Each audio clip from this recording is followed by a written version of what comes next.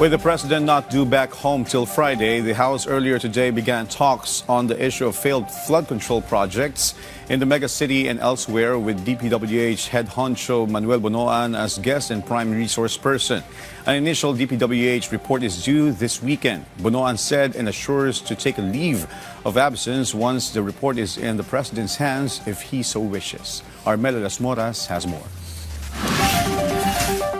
Just a week after President Ferdinand R. Marcos Jr. ordered an audit and performance review of the government's flood control projects, the House Committee on Public Accounts has already begun its initial discussions on the matter, together with officials from the Department of Public Works and Highways led by Secretary Manuel Bonoan. Very important po yung public briefing na ito and the future hearings relating to flood control projects because it is a presidential pronouncement and it is close to the hearts of the nation as to the status of these flood control projects in light of recent typhoons.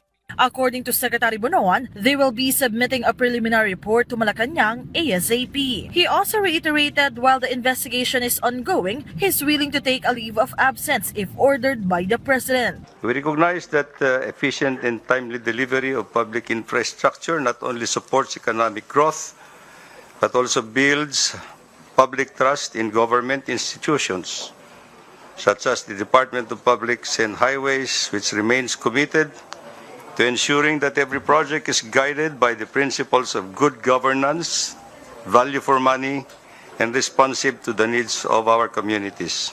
In a press conference, House Committee on Appropriations Chair Micaela Swansing said discussions in the House, such as the one participated in by the DPWH, are important in preparation for the upcoming budget deliberations. It will help determine whether an agency's funding is lacking, sufficient, or needs to be increased, and whether the funds have been used properly.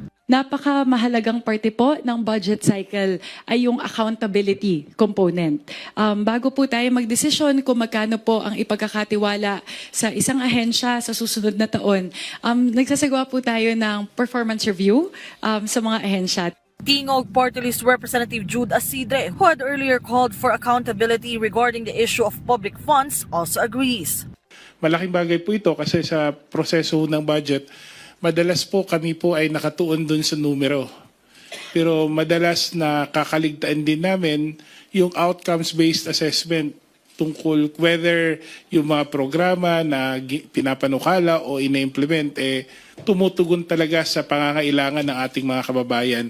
Meanwhile, some lawmakers have also refiled Freedom of Information Bill, which they say would help promote accountability in government, especially on matters concerning the national budget. I think it's about time narinig naman natin yung Pangulo, yung sa kanyang SONA. Di ba, nanggaling na sa kanya mismo yung mga kung ano nangyayari sa mga public works or infrastructure projects, especially flood control projects. So this is actually an opportune time. Mahalaga, matutulungan namin kayo sa media para sa inyong mga investigative reports, sa inyong mga reporting, kung magkakaroon talaga ng transparency at disclosure. At somehow, malalabanan natin yung fake news kung mailalabas talaga yung katotohanan. Mela Las Moras from the National TV Network for a New and Better Philippines.